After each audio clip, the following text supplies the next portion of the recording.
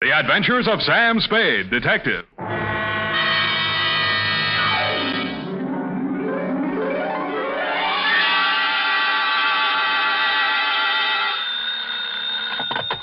Spade Detective Agency. Me, sweetheart. Sam, where have you been? I've been tasting the bitter with the sweet at Miss Wigginson's School for Girls, sort of a special course in homicidal apiculture. Apiculture? Mm-hmm. There were apes involved? Effie, where is your Latin? Apis, apianus, of or pertaining to bees. Oh, bees, of course. It was a bee caper? It was a beekeeper caper. Oh, that's funny, Sam.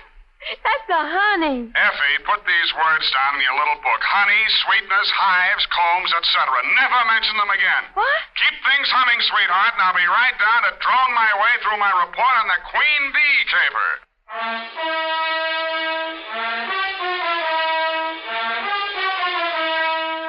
Dashiell Hammett, America's leading detective fiction writer and creator of Sam Spade, the hard-boiled private eye, and William Spear, radio's outstanding producer-director of mystery and crime drama, join their talents to make your hair stand on end with the adventures of Sam Spade. And now, with Howard Duff starring as Spade, the greatest private detective of them all, in the adventures of Sam Spade.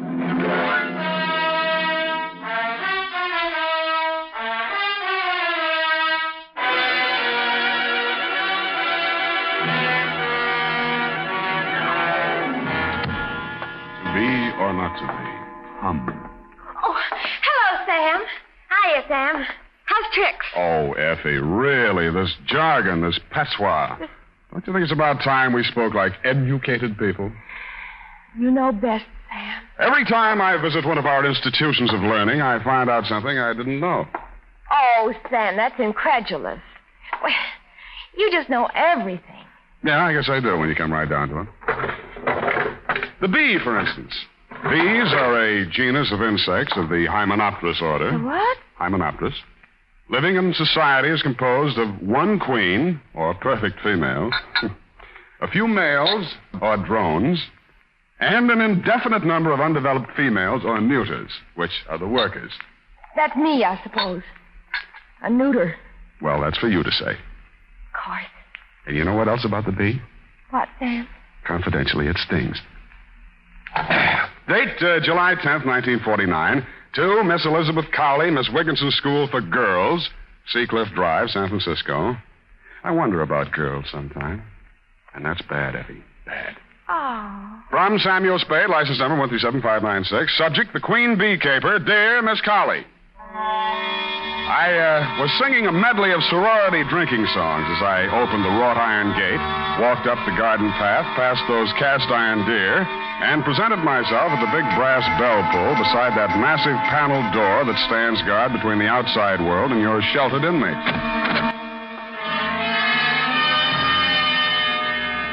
A little housemaid wearing dimity let me in and led me to your office.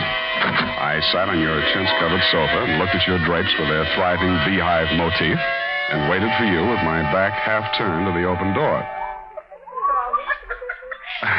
Yeah, hello, how are you?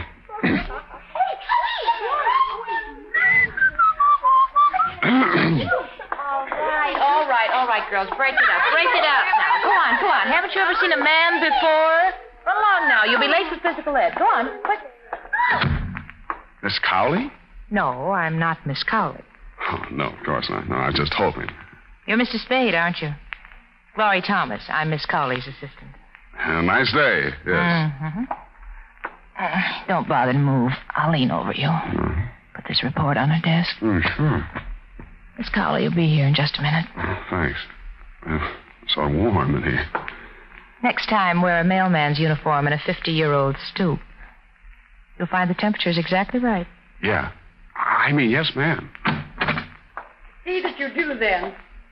Oh, Glory, there seems to have been a misplacement of some of the hockey. Would you check on it, please? Oh, surely. Nice to meet you, Mrs. Spade. I'm Elizabeth Cowley. You may sit down. Yes, ma'am. Mr. Spade, I'll be painfully frank with you. A thief is at large in my school. Oh? Well, You probably have a good answer, but I'll ask it anyway. Why not call in the police? I have a good answer, Mr. Spade. My girls come from San Francisco's finest and wealthiest families. Mm-hmm. Miss Wigginson's has had an untarnished reputation for more than 3 generations. I'm sure. As headmistress, I must handle this matter with the utmost discretion. Frankly, I already know the thief. Are there any questions? Well, only one timid one. Who is it? I regret to say a faculty member is to blame. Glory Thomas. She was in here a minute or two ago. Oh, really? Well, why, Miss Thomas, you find any of the loot stashed away in her room? Well, no. No, not exactly. I haven't recovered any of the stolen articles, but I'm sure Glory's responsible. I'm certain she's the thief. You're just sure? I thought perhaps you might establish definite proof against Glory. You mean you want me to frame her? Oh, no, Mr. Spade. You misunderstand me. I don't think so, Miss Cowley. Oh, dear, I was afraid this would happen. I told Ursula, but then All right, I'll ask. Who's Ursula? Mr. Spade, I think I can trust you. It was Ursula who instructed me to call you. Ursula Kavanaugh. You know the name. The Ursula Kavanaugh, inherited all the real estate, lives in Kavanaugh Towers penthouse, hasn't set foot out of there in 20 years? Yes. Mrs. Kavanaugh is our school's benefactress. She is, of course, on the board of trustees. She is, moreover, a dear personal friend. Oh, I see. Oh, yes. We were classmates together here many years ago. Ursula's quite unlike myself. Married well, though a widow now. Rather aggressive. Frankly, she wishes to have Glory Thomas discharged, but her connection with the dismissal must not be known. Now, I don't suppose I can ask you to take the assignment now. I'm a detective, Miss Cowley, not a frame-up artist.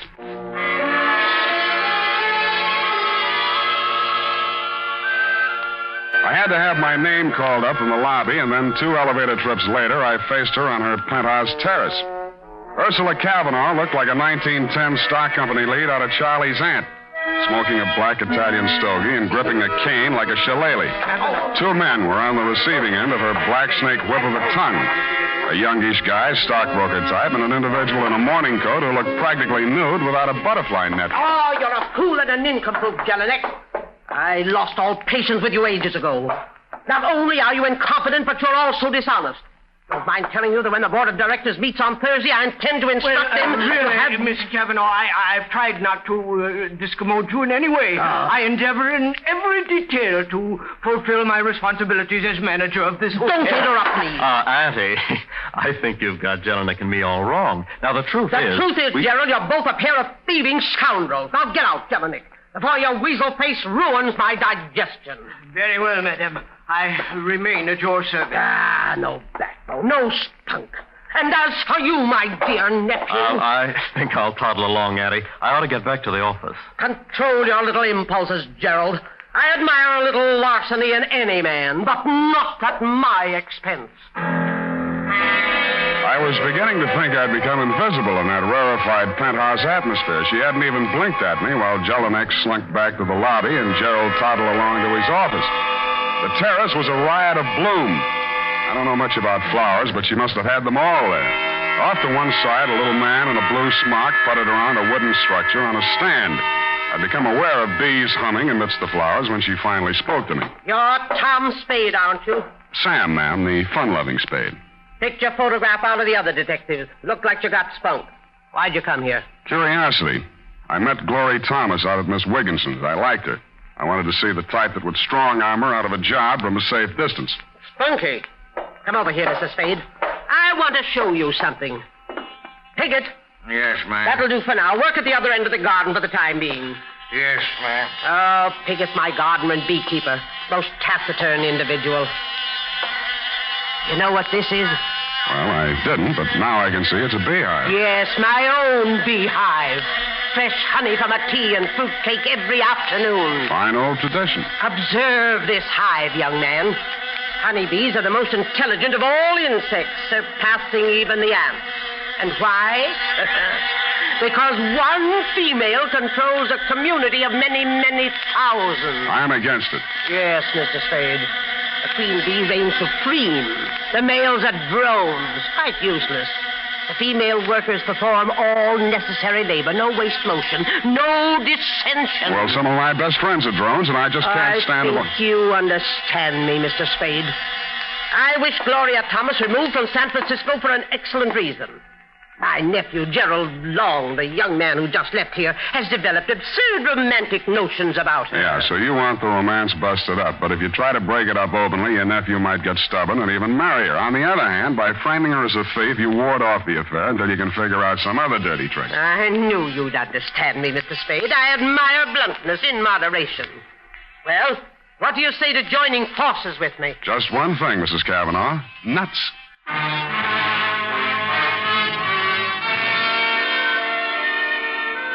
Next morning, I put through a call to Nicholson School for Girls. It had been my intent to talk to you, Miss Colley, to tell you I'd left my hat in your office, but somehow I found myself talking to Glory Thomas. And somehow our talk resulted in a cocktail date at the 10 o'clock Scholar Bar and Lounge. I shouldn't have come, of course. Oh, exam papers to grade, no doubt? Stacks and stacks? Soft velvet-type hands. Well, what's this on them? Stains. I teach our girls chemistry, among other things. How about me taking on a night school class for the other things? You're crazy. You don't need any education. Well, I can always use a postgraduate course. You're really crazy, Sam. I needed this. We'll make a night of it. Maybe. Gerald won't object, huh? What's that mean? Who have you been talking to? That hateful old woman? Mrs. Cavanaugh wants to put the boots to you, Glory. She called me in to frame you. I could kill her. Oh, easy now, Glory. Don't talk to me. I thought I could take it. I thought I could be patient and wait while Jerry ironed everything out, but not now, though. I hate that selfish, domineering old woman. I hate her nephew, and I hate you. Well, that'll do to start with, honey. Now let's get down my list. I hate... Oh, let me go. I've had all I can take for one night. Wait a minute, Glory. Hey, you forgot your bag. Hey!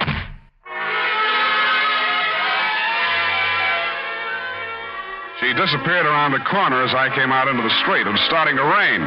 As I stepped off the curb, I slipped and turned my ankle. As I limped onto Montgomery Street, I saw her disappearing into one of the tall buildings on my side of the street. It could have been the Cavanaugh Towers. I step and a half into the lobby thereof a few minutes later. As I came in, Jelinek, the manager, was getting off the elevator. He swatted himself several times in the neck and then went into a door marked private. No trace of Glory in the lobby. I looked in the bar. She wasn't there, but Albert Piggott, the beekeeper, was having a stinger. Oop. Now I'm beginning to feel good. Hey, who's this? I know that. Why, it's Mr. Spade. Sit down, Mr. I don't have Spade. time just now, Mr. Piggott. Tell me... Sit down. Sit down. Easy. I'm fired. Have you heard? I'm fired. Just a worker out of work. Turned out by the queen bee. Well, I'm sorry, Mr. Piggott. I imagine Mrs. Cavanaugh wasn't too easy to work for. I told her to keep away from the bees when I wasn't there. Well, she's gone and disobeyed me. One of the workers must have stung her. She's got a temper, you know. Ooh, my. Must have smashed the eye with her stick. Bees were everywhere, all over. And then she fired me. When was this, and why did she fire you? Just now, maybe half an hour ago. I knocked, and then there wasn't any answer, and then I let myself in. It was all dark. I couldn't even see her. Heard the bees, of course, but couldn't... Ooh, I'm sorry. And I said, Mrs. Cavanaugh, you disobeyed me. And in this voice, this awful voice, she said, Mr. Piggott, you're fired. Get out. This awful voice from the dark. And Mr. Piggott, mind you, never before, just Piggott this and Piggott that. And, hey, where are you going? Hey! I didn't bother to stop at the desk to get myself announced. I took the passenger elevator, then operated the penthouse elevator myself. No hands. Nobody answered my ring. The door was unlocked. I went inside. Crossed through the empty apartment to the terrace. The rain had just stopped, and the sunset cut a sudden shaft.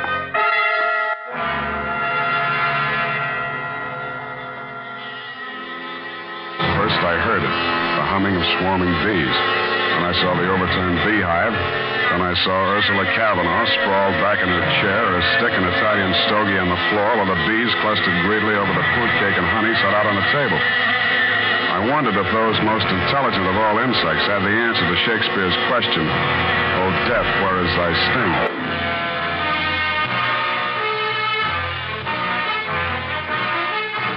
And now, Now, back to the Queen Bee caper.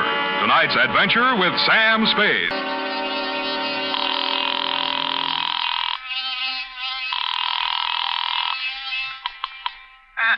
Miss Wigginson, Miss Cowley speaking. Sam Spade.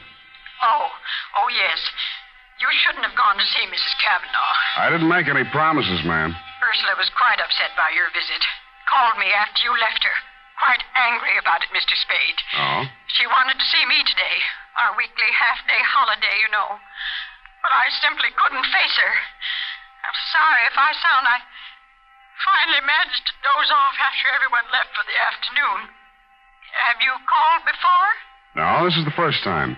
I'm at Mrs. Kavanaugh's place right now. Indeed. Does Ursula wish to talk to me? She can't. I beg your pardon? It might be a good idea if you'd come over here, Miss Cowley. Mrs. Kavanaugh's dead. What was that? Mrs. Kavanaugh's dead. And since you're her oldest and closest friend... Yes, Mrs. Spade. I'll come immediately.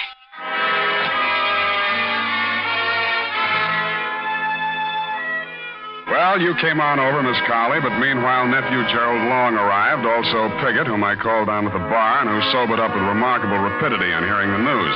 Gerald was shaken up by his great aunt's demise. We waited for the family doctor to arrive and watched Piggott entice the bees back into the hive. You turned up soon after and tried to soothe Gerald's nerves. The hotel manager, Jelinek, also flooded in.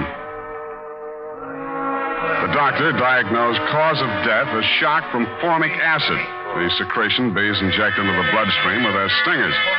We all stood around thinking our various thoughts as the doc voiced this verdict. Piggott was the one who voiced an epitaph. She really knew nothing about bees, you know.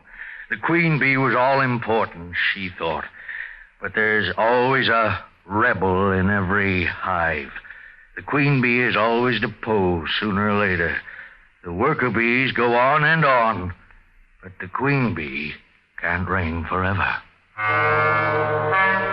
After that, we all left and went our various ways.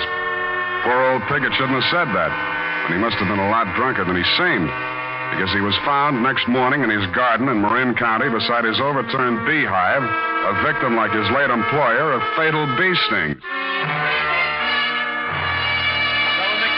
You think you'll get away with this? Don't threaten me, Mr. Long. I've been bullied long enough. I don't intend to lose my position here now Mrs. Kavanaugh's gone. I've taken all I could stand from her, and I don't intend to let you walk all over me. I'll do whatever I think needs to be done, Jelinek.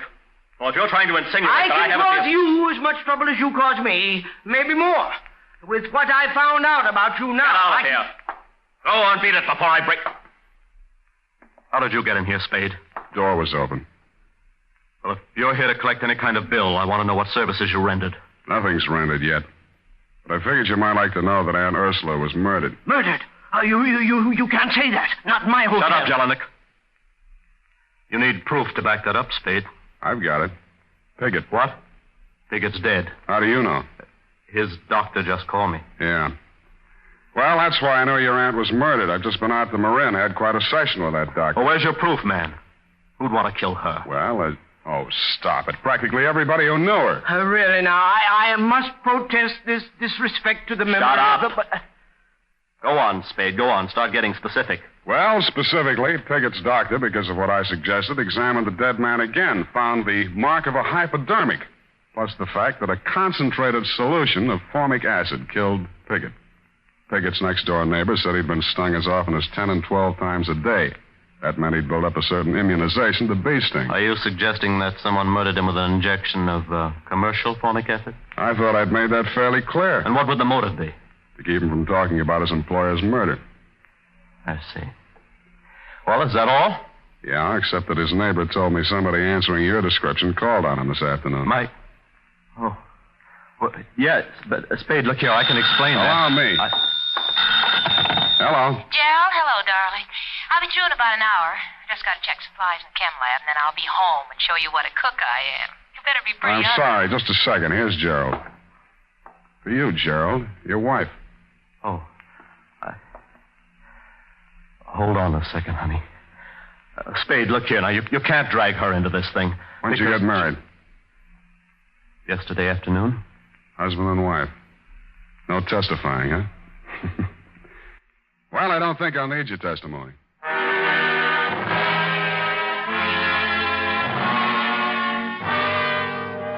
Jelinek's face fell 4 inches into his ascot tie as he heard himself lose exclusive hush money rights to the above information. Pausing only to enjoy a hearty laugh at his discomfiture, I went on to my next and final port of call, Miss Wigginson's School for Girls. This time there was no girlish tittering as I entered, Miss Colley. No dewy young Amazons clutching hockey sticks in their grubby little hands. For a very good reason, as you told me. My girls are dismissed for the day, Mr. Spade. Because of poor Ursula, of course. Really disrupts our routine. First our weekly half-day holiday yesterday, and now today. Yeah, I'd like to talk to Miss Thomas in the chemistry lab, she is, I think. Very well. I'll take you to her. She knows nothing of our first meeting. I've talked to her. Oh, well, in here. Yes? Oh. What do you want? Thought we might talk. There's nothing to talk about. Well, we could talk about this hypodermic needle. Put that down. I'm using it for an experiment. Or, how about a formula, HCOOH or CH2O2? What? That's formic acid. Mm-hmm. Miss Colley, you said yesterday was a half-day holiday. Did Miss Thomas stay here in school? Why, no. She rarely does on Wednesday afternoon. That's why Mrs. Cavanaugh had a visitor, didn't she, Glory? Did she? After you ran away from me? All right. I did go up to see her. I was so mad about what you told me. I intended to hand in my resignation and give her a piece of my mind, and but she was dead when I got there. Oh, Glory, no. And I just got panic-stricken and ran. Yeah, murder's a pretty scary thing. Murder? What do you mean, Mr. Spade? Mrs. Cavanaugh died from a hypodose of formic acid. Somebody familiar with chemistry would use that method. Then that could mean... Mm-hmm. The acid could be made up in this lab. The hypodermic could be this one here. I didn't kill her. I didn't. You say you were scared. You were so scared you ran all the way to City Hall and married her nephew. You found out? Jelinek found out first. He intended to squeal the old lady, but she was dead when he got back. He knew her will disinherited Gerald if he married without her auntie's approval while she was still alive. We married after she was dead. But that didn't matter. After I saw you, I told Jerry if he was any sort of man, he'd marry me, will or no will. He did. And yet this morning he drove over to Marin County to see old Piggott. You think he was trying to shield me? I tell you, she was dead when I got into that room. I don't know anything about Piggott. One moment. I believe I recall that Mr. Piggott said Ursula spoke to him when she discharged him. Glory, you must be mistaken about the time you entered that room. She couldn't have already been dead because... Yes, she could have and was. The killer was almost caught by Piggott. She hid behind the curtain in the dark and spoke to him. Miss Cavanaugh was already dead, but... I see. Mr. Piggott thought it was Ursula's voice, but it was yours, Glory. No, it was yours, Miss Colley. What? You committed both murders. You had access to the murder weapon. You had the half-day holiday to do it in. Mr. Spade... Even at that moment, the finishing school schoolmarm had to say Mr. Piggott. Well, I'm not sorry for it. Ursula misused her power shamefully. And now the queen bee's deposed again. You're brighter than most men, Mr. Spade. You, too, understood the significance of Mr. Piggott's remark last night. Yeah, I could have been a little brighter a little sooner. You helped give yourself away when you asked me if I'd called you earlier yesterday afternoon. Why, Sam? How could she? Well, Cavanaugh bullied her since childhood. Then you came on the staff and your ability scared her. The queen bee being deposed and whatnot. When Cavanaugh wanted you framed, she saw a chance to get rid of both of you. She hoped her murder would look like an accident, but if it was recognized as murder, you'd be the logical suspect. Oh, you're much too clever, Mr. Spade. Let's get it over with. Yeah, let's. It's up to those drones at homicide from here on in.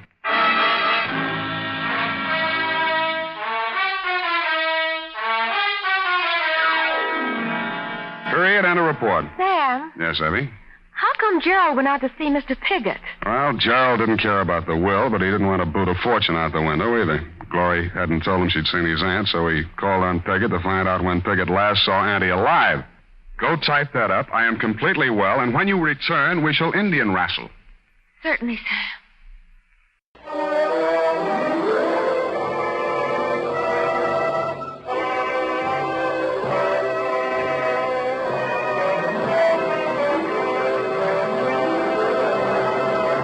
The The Adventures of Sam Spade, Dashiell Hammett's famous private detective, are produced and directed by William Spear. Sam Spade is played by Howard Duff. Lorene Tuttle is Effie. The Adventures of Sam Spade are written for radio by Bob Tallman and Gil Dowd, with musical direction by Lud Gluskin. This is Dick Joy, reminding you that next Sunday, author Dashiell Hammett and producer William Spear join forces for another adventure with Sam Spade.